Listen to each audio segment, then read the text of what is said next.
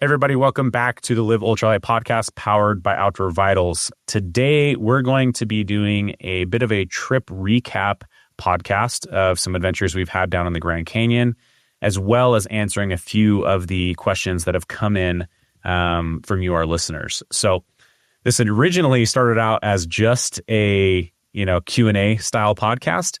However, as we started doing some recaps and just catching up, that ended up taking over most of the conversation. So you'll see kind of a flip in the conversation the farther we get into the podcast. But it ends up being just a good time for us to recap on some massive efforts that we did in the Grand Canyon, including a pack rafting trip and a R3 attempt done back-to-back on back-to-back days. So basically an R5 attempt in the Grand Canyon. So appreciate you guys having here, and we'll go ahead and cut back to the original cut of this podcast. Before we dive into some of that, it got a little bit busy around the office. So April, we slacked a little bit. Today is actually the first day of May. So we may have to double up this month on our Ask OV sessions because we have a lot of questions coming in. But let's start with what we've been up to, though. I actually just kind of went back and checked on the last episode. I hadn't even gone on the pack rafting trip by the time we recorded our last episode. So, we got a few things to catch up on. Plus, we were on a trip last week as well. So, I may have to just do a separate one. And if that's something you guys are interested in, let me know. But I did do a pack rafting trip in the Greater Grand Canyon National Park area, where I was quite a ways out of the main corridor of the national park, and packed in, put about 30 miles on the feet to get about 7 or 8 miles floating down the river. So not the best pack rafting trip, but it allowed us to connect some canyons that would otherwise be very, very hard to connect. So most of that trip was kind of wayfinding, route finding, no established trails. In fact, there was a few times I wasn't sure we were going to make it out of the canyons that we were in, and it definitely far exceeded my comfort levels and climbing levels or experience levels for not having any climbing gear either. Just walking around the desert with 35-pound packs with pack rafts and paddles and life jackets and things like that, and trying to find our way up and out of these drainages. So pretty wild trip, but definitely really, really cool. I was able to get my pack raft from Alpaca Pack Rafts, and man, it was pretty addicting.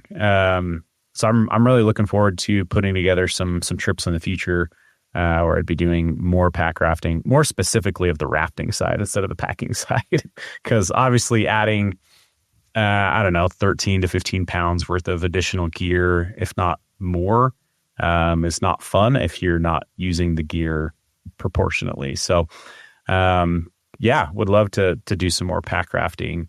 And for those of you that aren't familiar with them, like before, I haven't been a big researcher into this category, but really, really phenomenal how small and nimble those pack rafts get, because you actually pack your gear inside the tubes of the pack raft, and then you basically zip it up, reseal it, and then inflate the raft. And so all the weight is very, very low in them. We went through some class 2. I don't even think we hit like a class 3 rapid in there.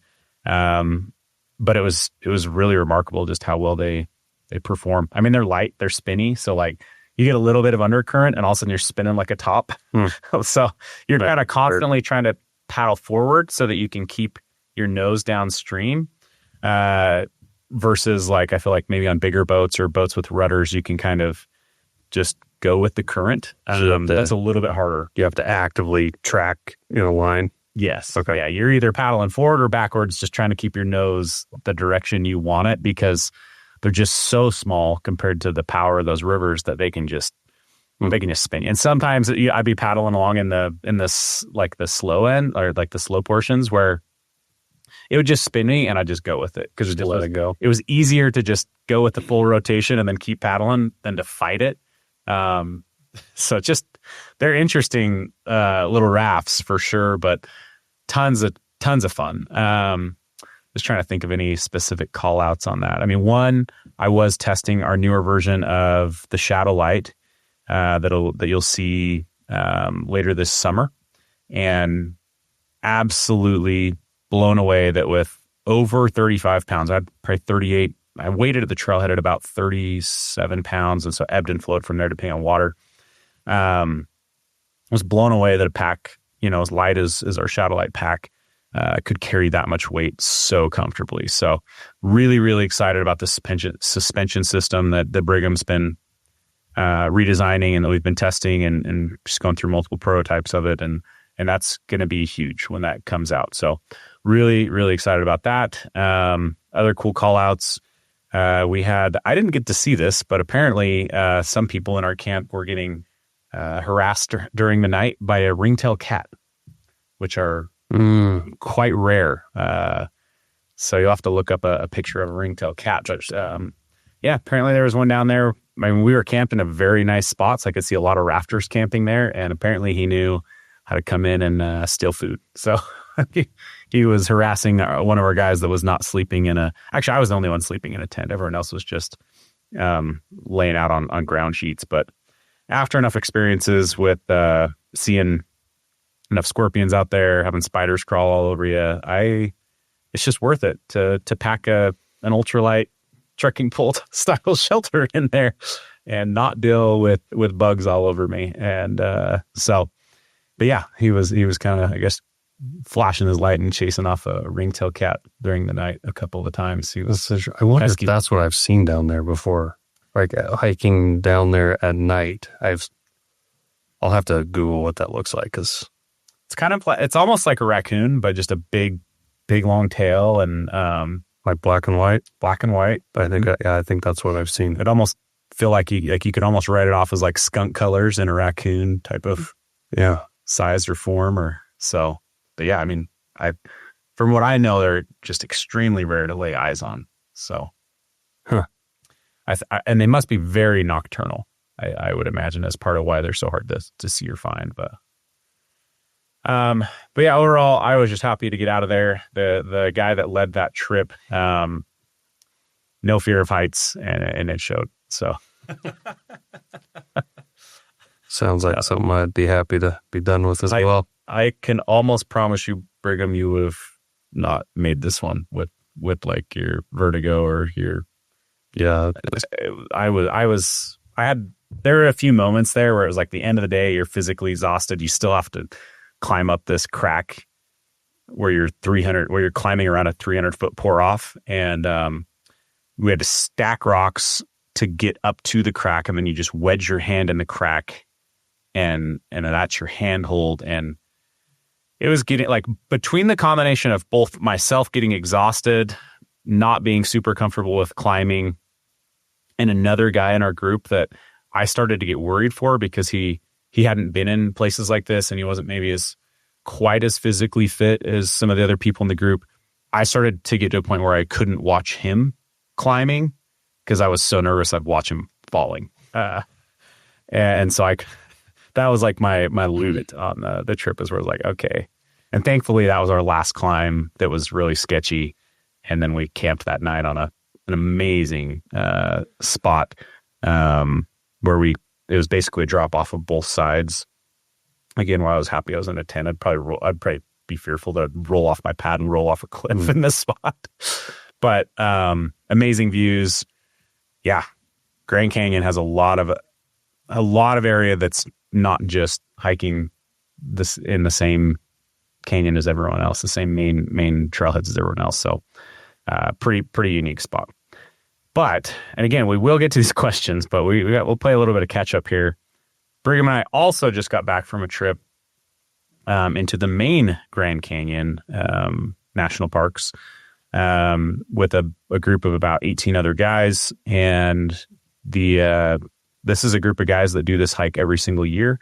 They call it their death hike. It's actually a group of sportsmen, really, that go and do this. And so they kind of, I think historically, my understanding of it is they do this to make sure that they're in shape for hunting season, but also just to push themselves mentally and physically, and use it as a chance to grow and spend time with friends. And so the goal was to do an R3, so to go from South Rim to North Rim to South Rim, and then potentially sleep a couple hours and then do it again, do a second R3. So this could also be seen as an R5, but for our sakes, we've been calling it kind of an R6 because we're essentially sleeping or is like two separate R3s. But so yeah, we went down there, met up with this group of guys, and I mean, went on a massive adventure. So each lap is about 50 miles. This year was a little bit under 50 miles, but some people's watches was tracking 50 miles.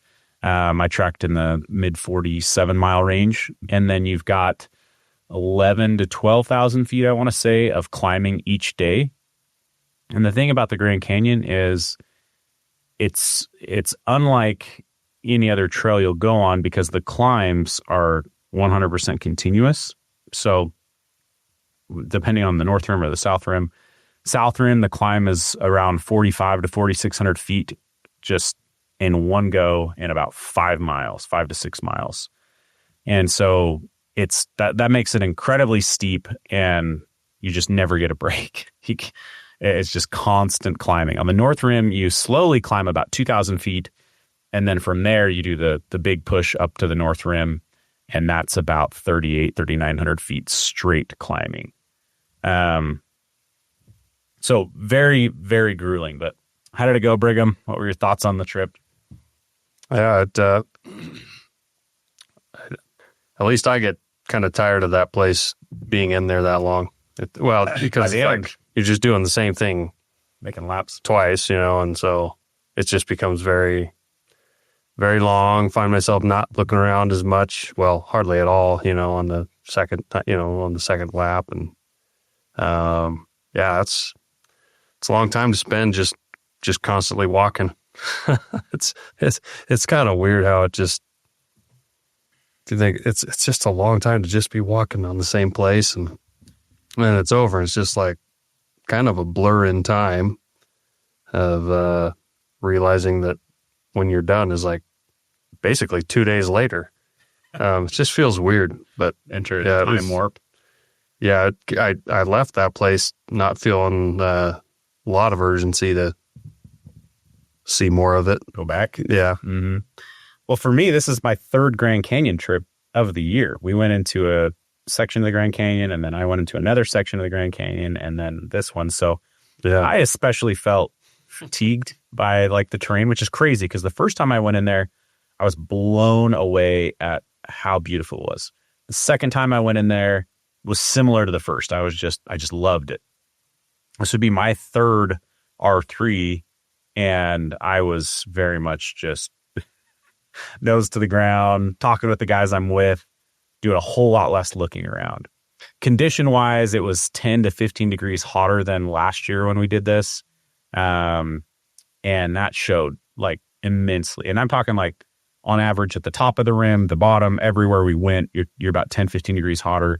And that just really, really manifested itself in terms of fatigue, in terms of how it affects our stomachs, and everything in between. Yeah. I mean, it was just way more brutal.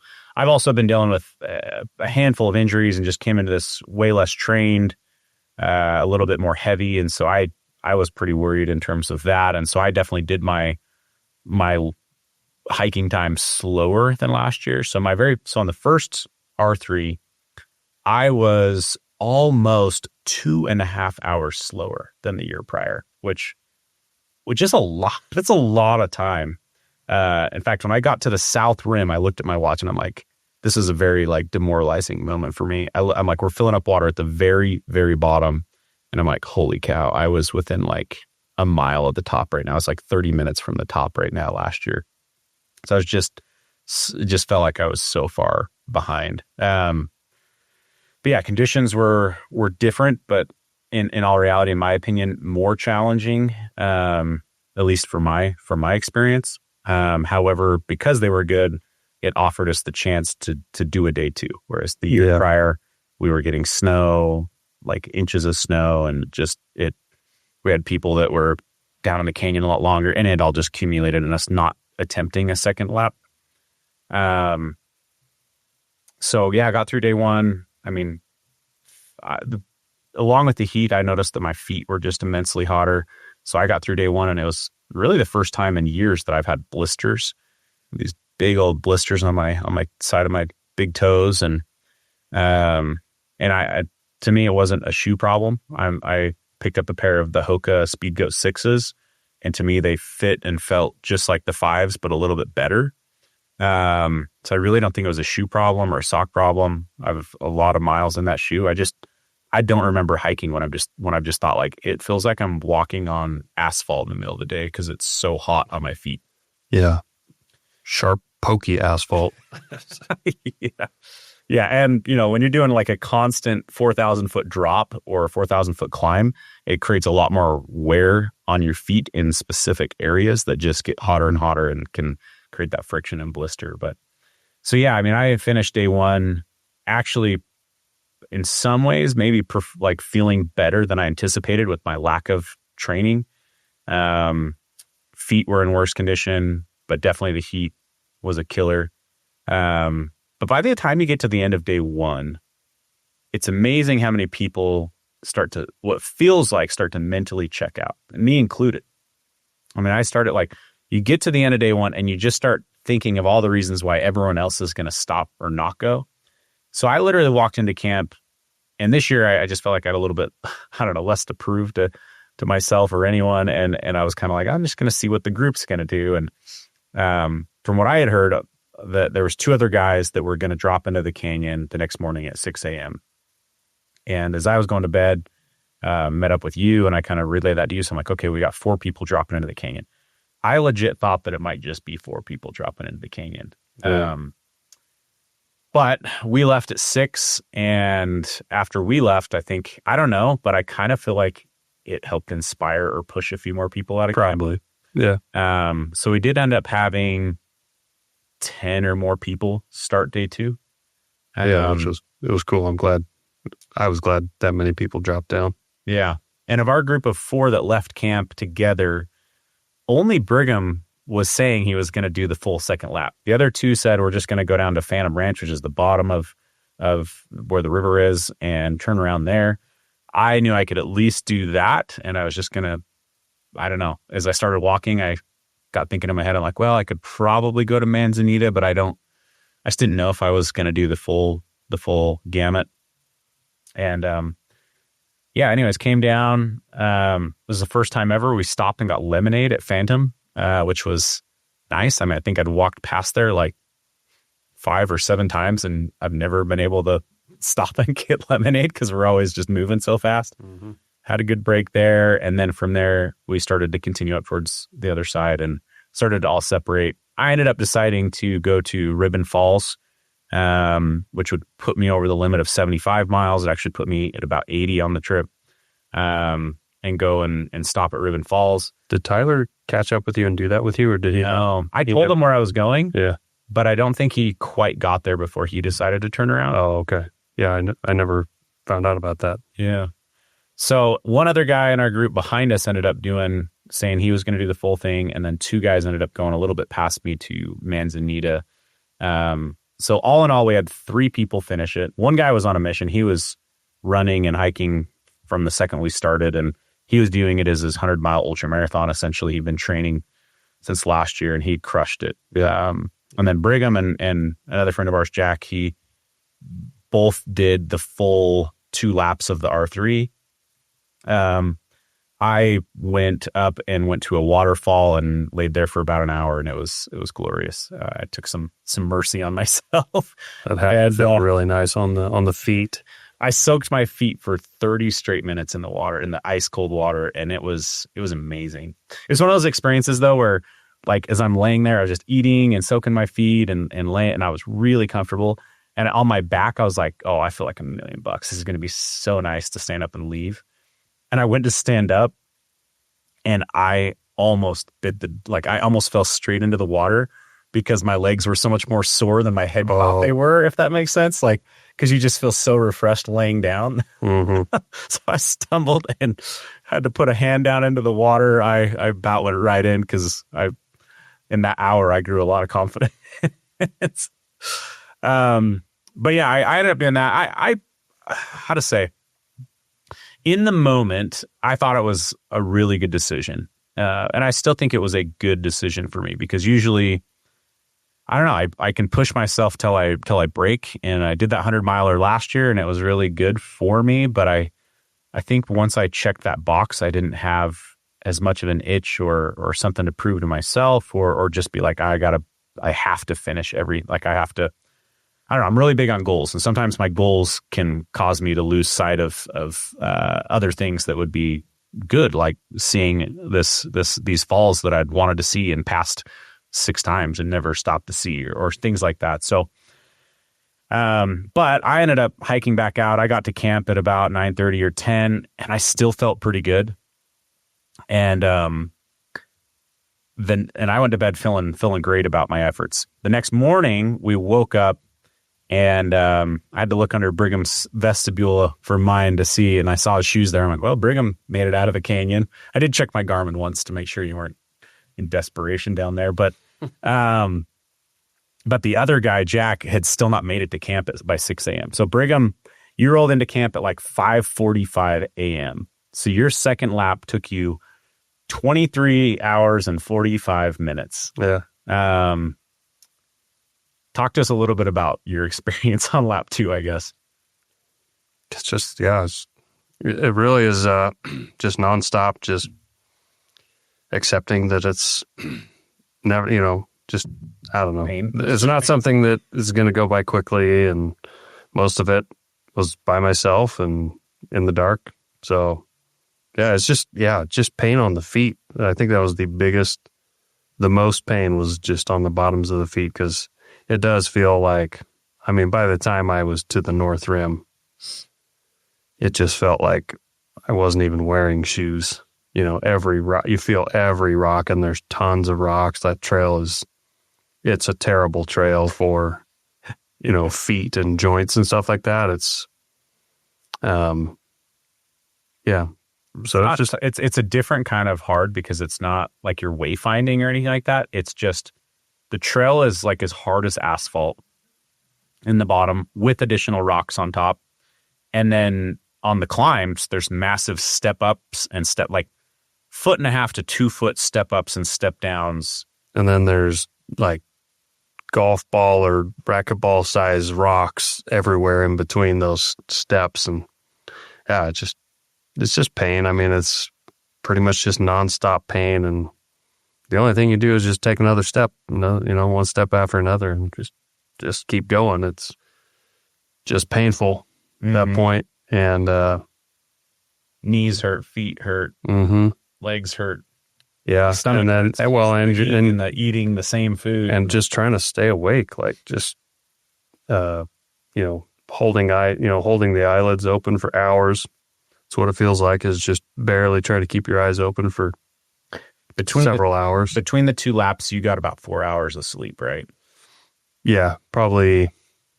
Yeah, 3 hours, 45 minutes from when I crawled in the sleeping bag to got out of the tent.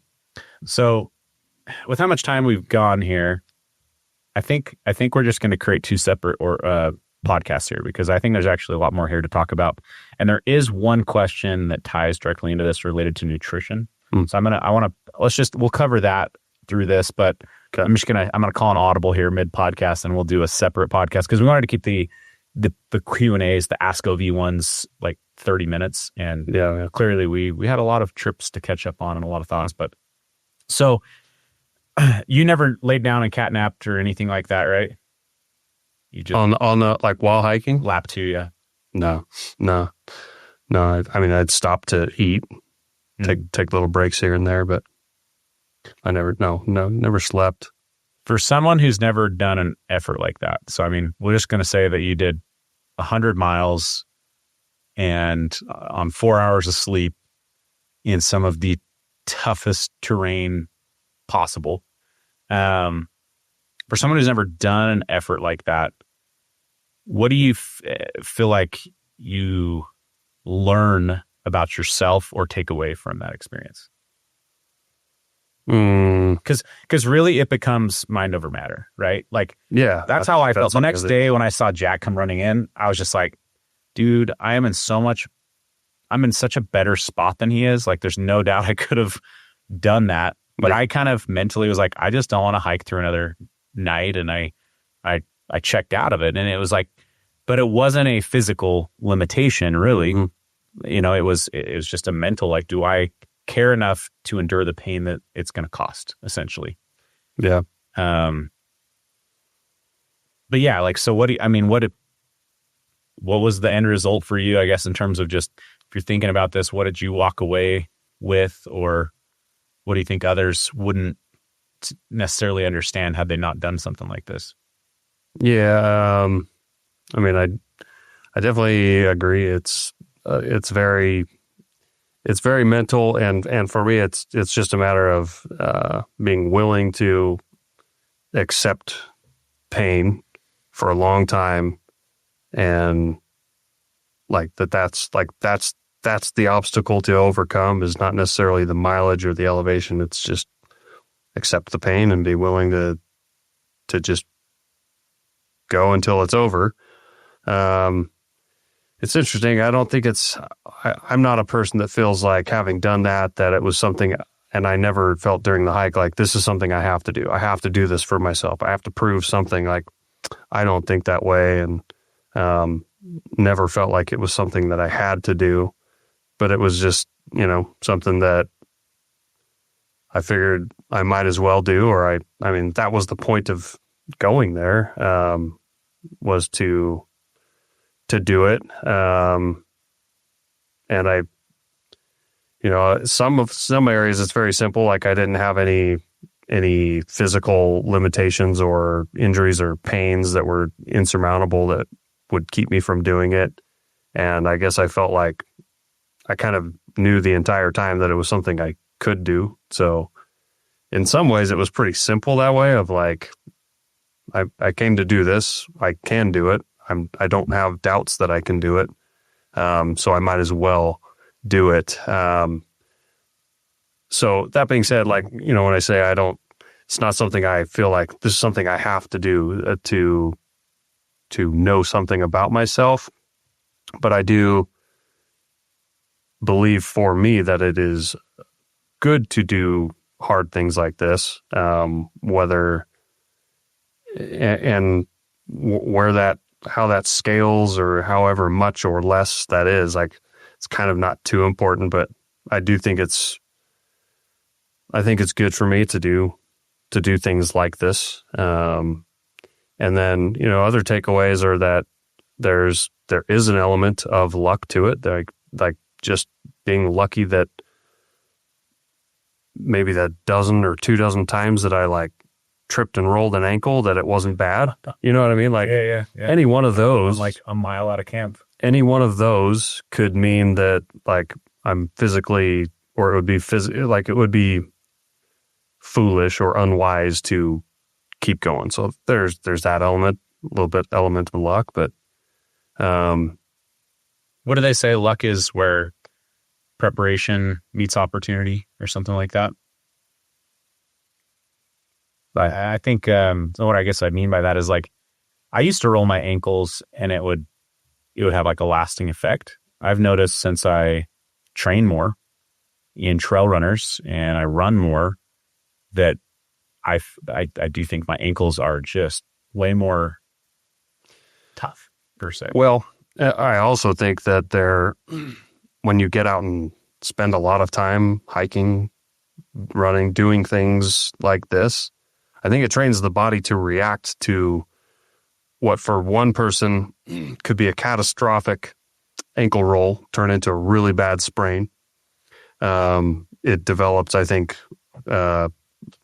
maybe instinctive body reactions that you kind of know how to let an ankle roll. And I don't think it's very conscious, but it's just, kind of how the body reacts to those things. I think there is an element of training there, like that on those unlucky steps or missteps that, like, do that thousands and thousands of times. I think there is some muscle learning there, or some neuromuscular learning there. I thought you were even going to say, like, that you didn't have your knee lock up or something like that. And to me, That is, you might say there's some luck there, but I actually would say we just learned. We learned from prior experiences with this how to walk down the South Rim and how to embrace yourself, not overuse your calves and not run, or things down in certain sections where it could, so like I actually found that because I was so nervous about overusing my calf muscle and my shin muscles, I think that I actually shifted a ton of load to my quads, and I felt it in my quads, and my calves were totally fine. Yeah. Which that was a complete role reversal from an experience I had there, but it was also a very conscious role reversal. Yeah, I think I'd agree 100%. I think that consciously modulating where you put the load on the body, or like where you load your feet, legs, all the way up to the hips, and position your body and posture your core when you're doing those things. Like I will say that's something I was conscious of probably 99% of the entire time I was doing that hike, was like very actively changing and modulating how I was going up and down things, being very conscious to make sure I wasn't picking up a rhythm of stepping down with the same foot over and over. At some points I was counting, if I noticed I picked up a rhythm of going down the 3 steps on one side, I made sure I balanced that out with 3 steps on the other side. And then, you can just kind of manage your weight as you're descending. You can manage how you control that. You're kind of falling, down each step. And I don't know, that's something I was actively doing the entire time. And even when it's like kind of a long 6-mile stretch of very low angle, like, call it flat walking, whether it's gradually up or down, like towards the bottom, like even that, like I was conscious to like almost, roll off my feet, try to just modulate or vary how I rolled off the balls of my feet. Sometimes focus more on like rolling in to the arch to the ball of the foot, and then rolling towards the outside of my foot. And just because that's what I was. And the whole reason for all of this is just to avoid some kind of overwhelming of some muscle group that would cause a catastrophic reaction to another that would result in some kind of knee injury. Because like you just mentioned, like that's something we've both experienced, and it's game over. I mean, you limp out, but you're limping out at 1/10 the speed that you were, prior to that. So that was part of why I ended up not doing the full lap too, is when I was climbing out of the South Rim on day 1, I started to get a little bit of cramping happening. And my thought was, like, when my body starts cramping, sometimes it just won't stop. So in the back of my mind was like, if I did the North Rim and I started to cramp or something like that, man, I still have to get all the way out of here. Like there's no easy button out.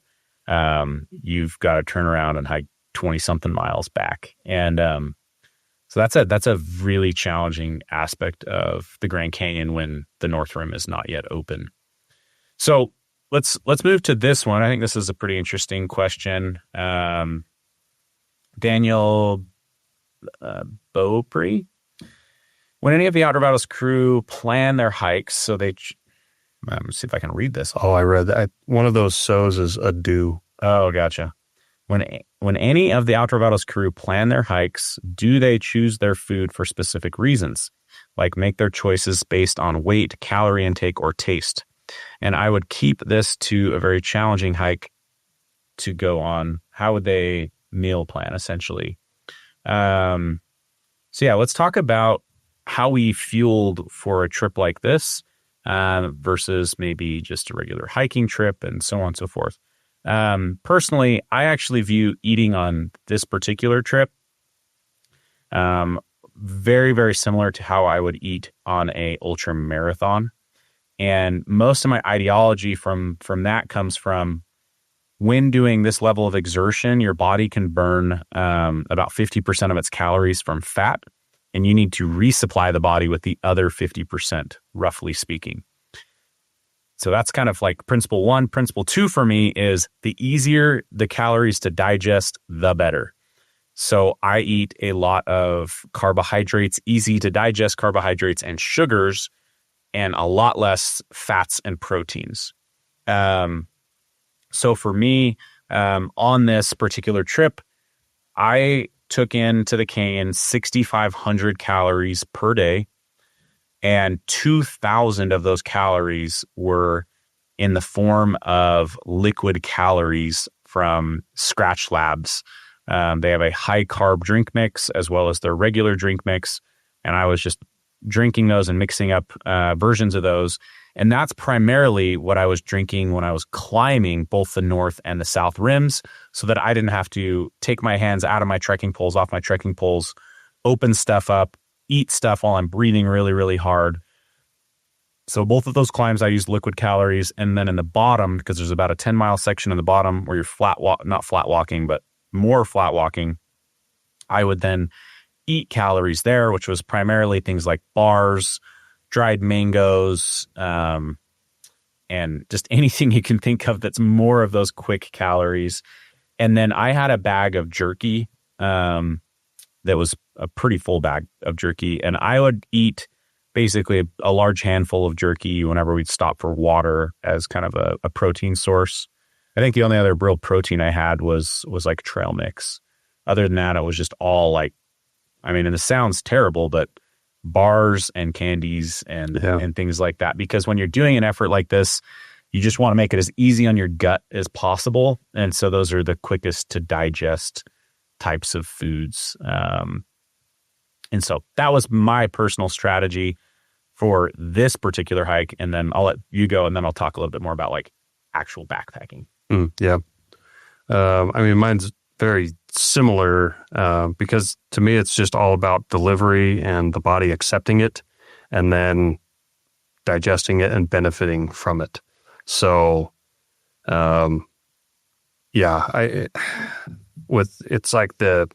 it's just the prolonged exertion, even though it's like relatively low exertion, it's just prolonged enough. And then when you factor in the heat of this one, it just kind of compounds the stress on the body. And yeah, just from doing it and experience doing it, like there's just there's a threshold somewhere where the body becomes sensitive, and there's a point where my body doesn't want to accept what I'm eating, or it just doesn't even feel like eating. Like I just don't have an appetite. And so we've talked about it before, even with longer backpacking hikes, but not to this level of just like choosing foods that I feel like I'm likely to want to eat when I'm in that depleted state.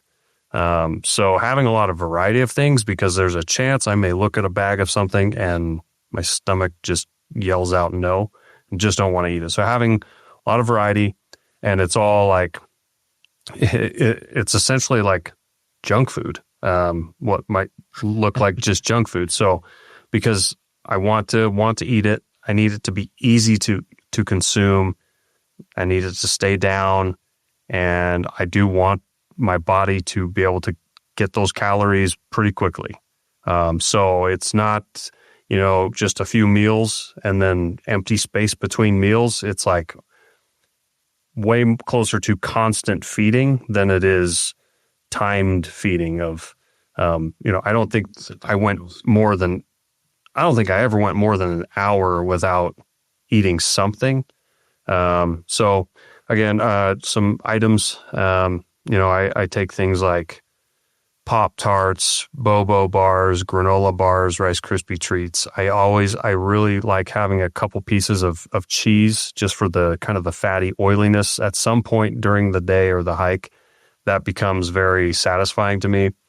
I always take Fritos, and all of these are very calorie dense.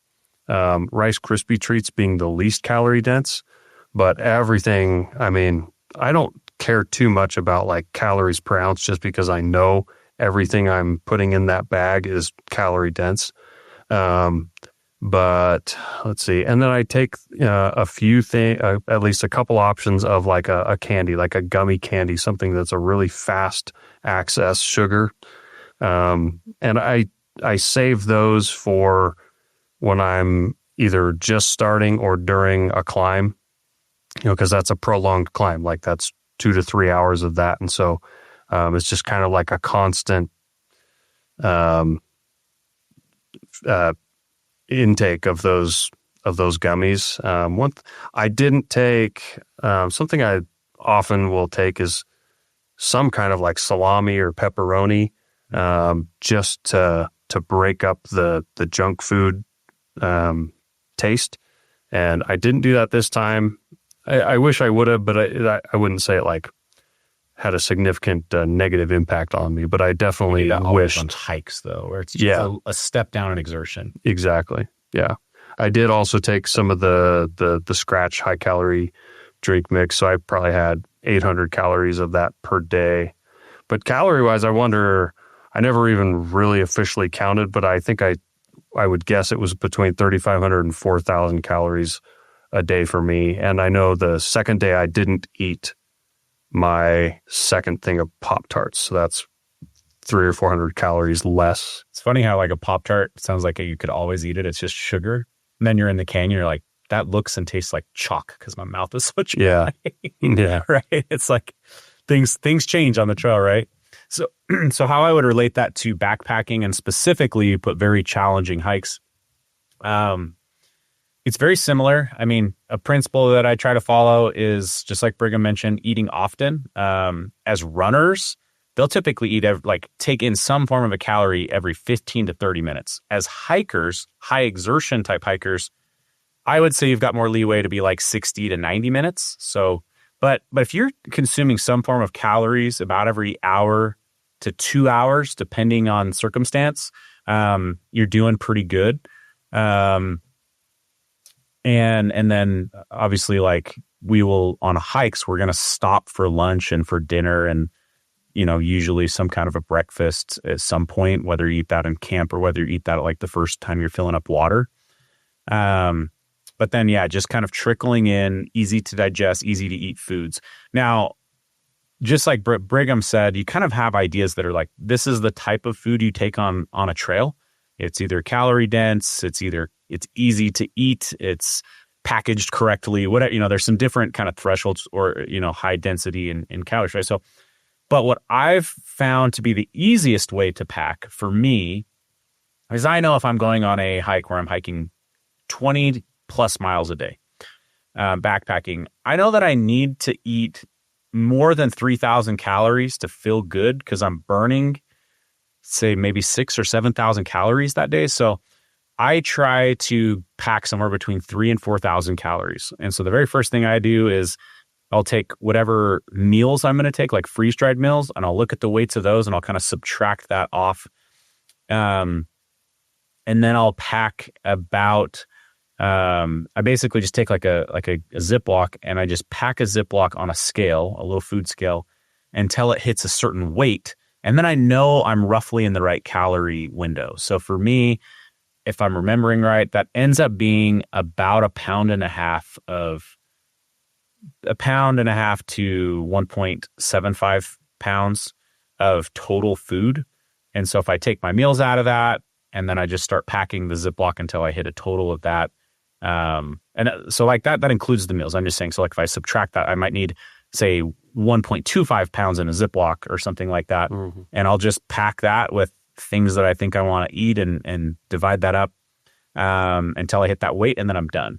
I've done the whole thing where I put it in an Excel sheet and I track everything, and it just becomes too overwhelming and it takes too much time, and it became non-efficient and fun for me. And so that's what I've come back to is just I just get a total weight for the day's food and pack until I hit that weight, and then I'm good. And if I'm doing a 5-day hike, I'll just kind of do it all the same as well. I'll kind of get an idea of what that is, and then I'm usually the guy that like my 5 days worth of food, there's very little variation. Yes, like my freeze dried meals, we're going to change every day and a couple little things.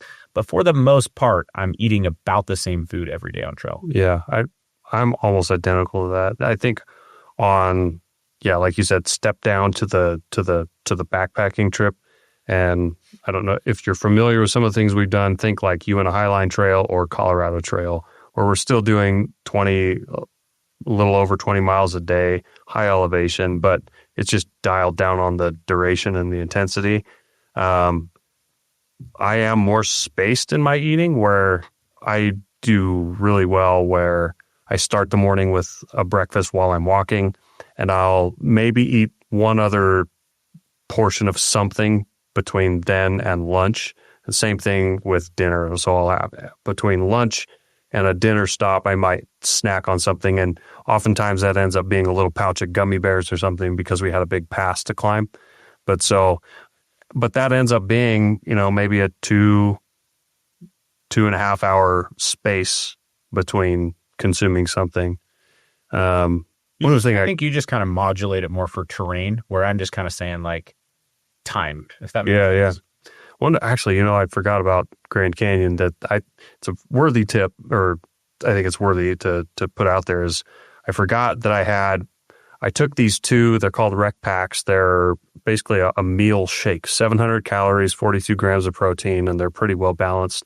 I actually took because you don't know how you're going to feel like at the end of the day, which is like the middle of the night. But when you're feeling like you want a dinner, not just some morsels of snacks, but like something substantial.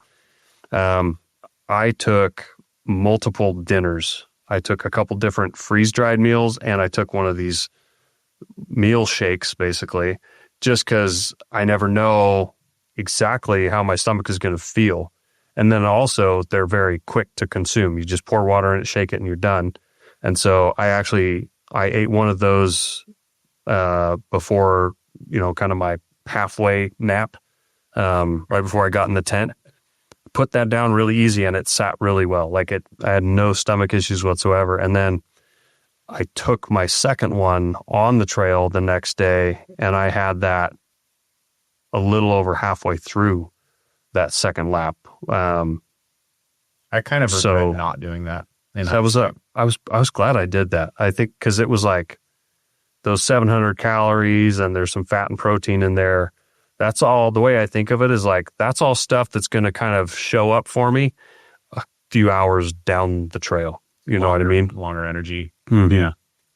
Yeah. I tried to make a meal, and I could only eat about half of it, and my gut wasn't handling it, and in hindsight, I wish that I would have done a rec pack at camp. I think it would have been faster, would have saved me time, would have been really balanced in terms of nutrition, and probably a little bit easier on my gut.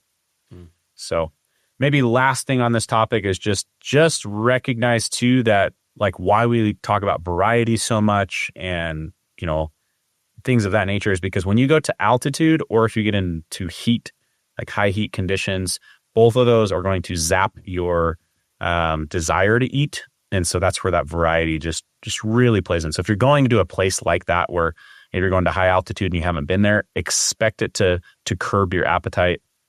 Or if you're planning in the spring, but you're going on a summer hike and it's going to be a lot hotter, expect that also to affect your appetite. So, okay. Well, overall, it was an awesome trip. Like I say, Brigham basically hit 100 miles. I ended up doing, about 80 in course of about 48 hours or less. So pretty intense hike. Definitely. We both have talked about this in other podcasts, but we love pushing ourselves to some limits. It's good to do that, even if it's just once a year. For me, it helps a lot with just perspective on life and so many different things. I won't open that whole can of worms, but it was a fun trip.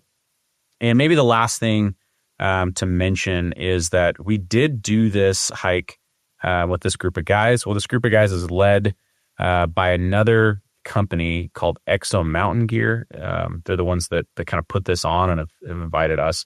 And one of the other questions that we have received is, what is our relationship with Exo Mountain Gear? And what they're referring to is some products that we've been developing. So Exo, they're a hunting backpack brand, and they're direct to consumer. They're family owned. They share a lot of values that we share as a brand as well. And we've known them for a lot of years, and we recently, in the last 2 years, started to send them some of our prototypes and work with them specifically on pieces of gear and get their input, because we know how much time they spend in the field. They have a lot of experience, and so we basically kicked off a few product development cycles with them on some pieces of gear that you're going to see later this year. So they've been running that for 2 years. We've been running it for 2 years, going through different prototypes, and it's been a really good net benefit, overall for developing products and getting more and more testers in the field prior to any kind of a launch. And so, as far as our relationship with them, it's really just we're friends. We appreciate each other's businesses. We have no agreement with them in terms of monetary or anything in regards to that. Never have, and to our knowledge, never will. We're just two brands that share some overlap in terms of where our products can be used. We've mentioned this before. Both Brigham and I are sportsmen. We use our products in all sorts of environments year round while hunting, and these guys do as well. So yeah, what you're gonna, I guess, to hopefully that kind of wraps that up. But essentially, all, like, if you've heard anything on the backside or maybe through their podcast about like working with us, that's essentially what it is they had some ideas of some products they wanted to see. We had some ideas, and we've just been kind of developing some product, and they've been testing it alongside us. Mm-hmm. That product will be coming down the pipeline in, we'll just call it August to September or sometime around that range. So you're going to see a few new pieces of apparel along with the shadow light that I've already mentioned. So we're getting closer and closer. We'll continue to share more details on those as we get closer, but there's some really cool pieces of apparel that are coming, and we're stoked for it.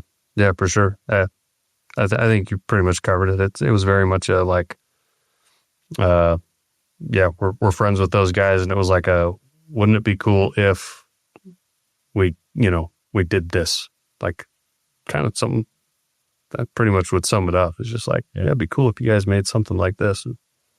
I mean, and maybe it's worth getting into in a longer form, but like we touched on some of the value aspect. That's part of like why it works out for us. I mean, besides just being friends and friendly, they have personally seen firsthand, and I think that's just what spurred off a little bit, the cycle of companies growing, as a family owned or, an individual starts a company and then they start selling off equity or selling the company entirely, and how much that changes the values of the company. They may go from direct to consumer to retail. They may go from, producing a really high quality product to start cutting out price points in products and selling a cheaper quality product. They may change their marketing or their values, or so many things happen when you go from, say, an original founder to an investment company owning the company. And so that's something that we really have in common, as both the owner of Exo and myself, we're very, very long-term minded. This is what we want to do the rest of our lives. We don't have any plans to sell equity off from the companies. And what that really means for the consumer, though, is that our values will remain the same. And that was also like I say, a big connection for us in terms of if they're going to, give any form of their stamp of approval on something, having similar values is an important part for both of us. So, okay. Well, there you have it. There was an Ask OV, but not really an Ask OV, really a trip recap. A status update. If you listen to the start of this, it'll be because I had to refilm the start of this because it got a little, there was too much to talk about before we got to questions. So, but yeah, continue to write in the questions. I think this has worked out really well, even when we're doing,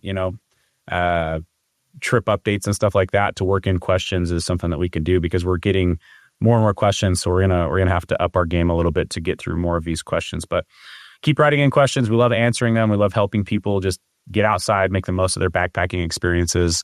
Obviously for us, we want to make the best gear possible and just make sure people are aligning with our purpose as a company, which is to connect people to the vital outdoors, to connect you to the vital outdoors. And so really appreciate you guys writing in the questions. So make sure you guys are subscribed. If you haven't yet rated or reviewed the podcast, please do, and we'll catch you on a future episode.